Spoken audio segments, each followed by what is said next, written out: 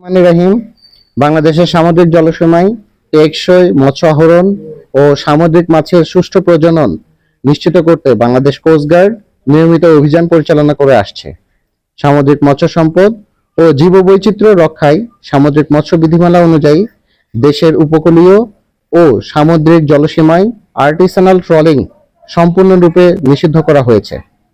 এই ট্রলিং পদ্ধতিতে ব্যবহৃত ভারী জালের মাধ্যমে শুধু মাছই নয়, সমুদ্রের তলদেশ, মাছের আবাসস্থল ও প্রজনন ক্ষেত্র ধ্বংস হয়ে যাচ্ছে।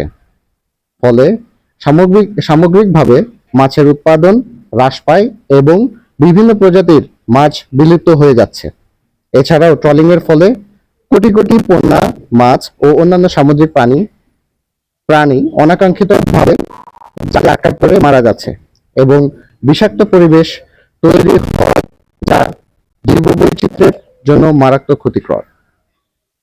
এই নিষেধাজ্ঞা বাস্তবায়নে গত 17 জুন 2025 তারিখ মঙ্গলবার দুপুর 1টায় বাংলাদেশ কোস্টগার্ড স্টেশন পাথরঘাটা কর্তৃক বরগুনা জেলার পাথরঘাটা থানাধীন এলাকায় অভিযান পরিচালনা করা হয়। উক্ত অভিযানে 2টি অবৈধ আর্টিসানাল ট্রলিং বোট জব্দ করা হয়। অভিযান শেষে ট্রলিং বোট মালিকের নেতৃত্বে একদল ভাড়াটিয়া দুষ্কৃতিকারী কোস্টগার্ড সদস্যের উপর অতর্কিতভাবে হামলা চালায়। এই সময় কোস্টগার্ডের একটি পিকআপ, একটি মোটরসাইকেল ভাঙচুর ও টহল কার্যে নিয়োজিত একটি কাঠের বোট ডুবিয়ে দেয়।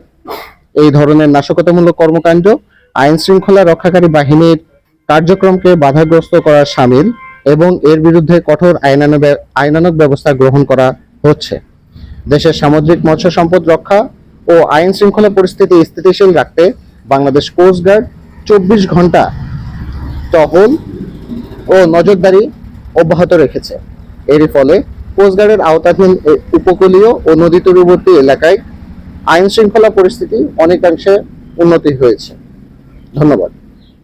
ট্রলিং আসলে স্পেসিফিক কি ধরনের ক্ষতি করছে যদি একটা ট্রলিং আপনার স্পেসিফিক যদি আপনার যে কোশ্চেনের অ্যান্সার দিতে যায় সেটাতে আমি যেটা আসে, ট্রলিং মানে কি আপনার নদী তলদেশ থেকে পুরা যে নদী তলদেশ আমাদের যে সিবেড আছে, এই সিবেড অঞ্চলটাকে এটা পুরা ট্রল করে নিচ থেকে যত যা আছে জীববৈচিত্র্য, যত পোনা থেকে প্রবাল থেকে শুরু করে যত সামুদ্রিক জলজীবন আছে সব কিছুকেই কিন্তু সে সুন্দর মতো ট্রল করে সে জালের মধ্যে কিন্তু নিয়ে আসছে। যার ফলে যেই প্রাণীগুলো আছে আপনার যে আমাদের যে হাঙ্গর থাকে, তারপরে ধরেন হচ্ছে আপনার শাপলা পাতা মাছ থাকে, এই ক্ষেত্রে দেখা যায় যে অনেক ক্ষেত্রে হচ্ছে মাছের ডিম থাকে, প্রবাল থাকে, এইগুলো সমস্ত কিছু তারা জালের মাধ্যমে উঠায় নিয়ে আসতেছে।